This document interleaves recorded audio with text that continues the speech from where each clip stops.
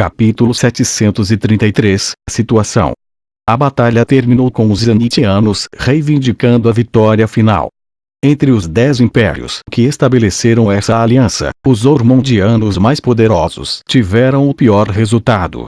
Os 6 Xuanjiques deveriam ser invencíveis na região de 500 mil quilômetros ao redor do Zenith se tornaram os espólios de guerra de Zenith. Dos mais de 20 mil soldados de elite de Ormond na batalha, menos de 10 mil deles sobreviveram. Todos os mestres acima de 5 estrelas morreram em ação, e seu príncipe Gundogan, que era um lorde da classe Sol, também se tornou prisioneiro. Então, o Império Leon veio a seguir em termos de perdas. O Império Leon era o império mais poderoso da região de 500 mil quilômetros em torno de Zenith e possuía a força militar mais poderosa. No entanto, perdeu 8 elites da classe Lua nesta batalha, e o lendário príncipe Gumi também faleceu. Dos 100 mil soldados de elite de Leon, mais de 40 mil soldados morreram, mais de 20 mil deles foram capturados e menos de 40 mil soldados escaparam. Foi uma perda enorme, especialmente aquelas 8 elites da classe Lua.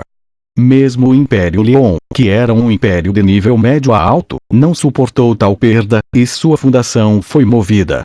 Todos os outros 8 pequenos impérios eram muito mais fracos e eram quase como líderes de torcida durante a batalha.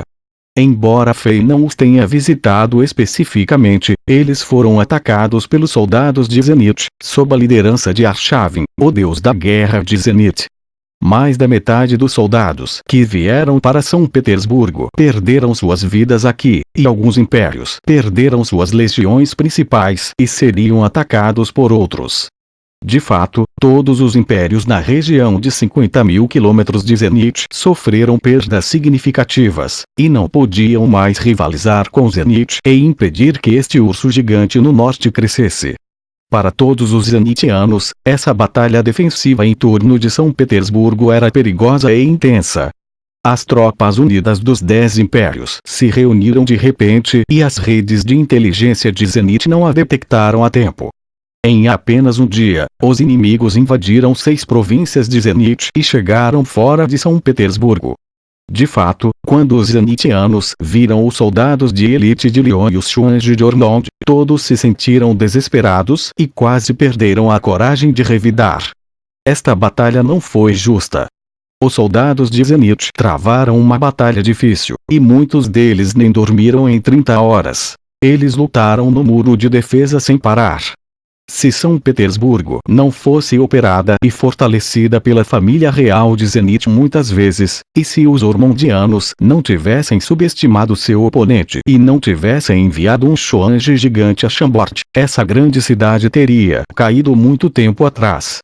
Bem quando o império estava à beira do colapso, e muitas pessoas se sentiam desesperadas, seu salvador chegou quando quase todos os Zenitianos se sentiam desesperados. O rei Alexander de Chambord, que era um gênio talentoso, viajou mais de centenas de quilômetros e veio aqui para proteger o império. Com uma força inacreditável, ele afastou a situação em queda e matou dezenas de mestres inimigos. Destruindo os mestres de primeira linha, ele virou a batalha de cabeça para baixo. Após a batalha, todos na capital estavam divulgando as notícias chocantes sobre o rei de Chambord ter alcançado o reino da classe Sol. O quartel-general militar imperial, os gabinetes de ministros e a família real começaram a ajudar a promover essa notícia, e até os vendedores que vendiam legumes nas laterais das ruas e os açougueiros que vendiam carne em suas lojas descobriram que o império agora tinha um lorde da classe Sol. Essa notícia foi chocante, pois seu significado era inovador. Com o rei de Chambord sozinho, o Império Zenith seria considerado um império de nível 5 no continente Azeroth agora. Isso significava que um nível de Zenith disparou e os cidadãos de Zenith estavam agora sob a proteção de um lorde da classe Sol. Os lordes da classe Sol significavam muito hoje em dia. Após a Era Mítica, era difícil ver deuses poderosos, demônios, dragões e várias outras raças poderosas.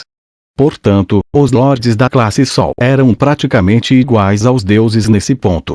Eles representavam invencibilidade e força. Mesmo o sonhador mais otimista de Zenith não imaginava que o Zenith pudesse um dia ter um Lorde da classe Sol que geralmente só aparecia em impérios de alto nível. Essas notícias chocantes e otimistas diluíram instantaneamente a tristeza e as mágoas trazidas pela morte e pela guerra. Portanto, uma cena estranha apareceu. Os zenitianos que acabaram de experimentar a dor e o terror trazidos pela batalha não pareciam nem ansiosos nem com medo. Em vez disso, todos pareciam felizes e animados. Quando eles viam seus amigos, a primeira coisa que eles diziam um ao outro era: "Ei, você ouviu? Nosso império agora tem um Lorde da classe Sol." A vitória inicial afastou muitas das nuvens escuras que flutuavam acima do urso gigante do norte. A vitória nesta batalha de defesa de São Petersburgo quebrou o impulso ofensivo dos inimigos, mas a situação não era tão brilhante para Zenith que os cidadãos pudessem comemorar. Pelos relatórios que os batedores enviaram de volta, as tropas unidas que ainda tinham cerca de 200.000 soldados voltaram para a província da Folha Vermelha de Zenith, a cerca de 50 quilômetros de São Petersburgo. Eles estavam tentando usar o vasto rio Folha Vermelha como uma barreira natural para bloquear os soldados de Zenith que tiveram a oportunidade de se reagrupar e criar estratégias. Além disso, mais reforços estariam a caminho e eles iriam atacar São Petersburgo novamente. Portanto, esta guerra estava longe de terminar.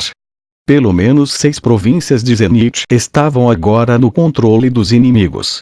Para quartel-general militar imperial e a família real, a batalha de defesa de São Petersburgo foi apenas o ponto de virada nessa guerra. A vitória completa só pôde ser reivindicada quando todos os invasores fossem expulsos da terra de Zenith. Dentro da capital, todas as principais legiões de batalha estavam se preparando, e um papel de comando branco voou para fora da quartel-general militar imperial e do Palácio Real como neve. Naquela noite, a família real emitiu a segunda ordem de recrutamento usando o nome do imperador e assim. Todos os cidadãos de Zenith eram obrigados a pegar armas e proteger o império. Ao mesmo tempo, o doente imperador e assim deu outra ordem de mobilização de guerra e entregou o poder militar que sempre esteve em suas mãos. Isso foi realmente raro. Agora, todos os nobres, reinos afiliados, castelãos e até famílias proeminentes poderiam criar suas próprias tropas e milícias recrutando soldados. Eles poderiam agir de forma independente e atacar os invasores por conta própria. Todas as pessoas que matassem inimigos seriam recompensadas, e até cidadãos comuns poderiam se tornar generais e nobres, enquanto nobres poderiam aumentar seus ranks. O mais surpreendente foi a terceira ordem do imperador e assim. Foi ouvido que o imperador e assim, que estava realmente doente, acordou de seu sono e coroou o título de Santo Marcial Imperial ao rei Alexander de Chambord. Depois de Krasik, Fei se tornou o próximo Santo Marcial de Zenith, e ele pôde desfrutar de todos os privilégios como o Santo Marcial e residir na montanha do Santo Marcial. Fei foi o primeiro Santo Marcial de Zenith que veio de um reino afiliado. No entanto, ninguém se opôs. Após essa batalha, ninguém no Império Zenith se atrevia a ofender o rei de Chambord, incluindo a família real. Esse jovem rei que cresceu incrivelmente rápido se tornaria alguém acima de todas as regras, e suas palavras poderiam determinar a vida e a morte de todos no Império, incluindo nobres e realeza. Além disso, o rei de Chambord tinha um grupo de fãs leais e crentes nas forças armadas em São Petersburgo. Enquanto Fei emitisse um comando, muitos guerreiros e pessoas corajosas seguiriam sua liderança. Como ainda era tempo de guerra, o rei rejeitou a ideia de realizar uma grande cerimônia de nomeação e chegou à montanha Santo Marcial naquela noite. Residindo no centro da capital, ele monitorou a área e se tornou o protetor da terra. Sempre que alguém olhava para a montanha Santo Marcial, sentia uma sensação de segurança que nunca sentira antes.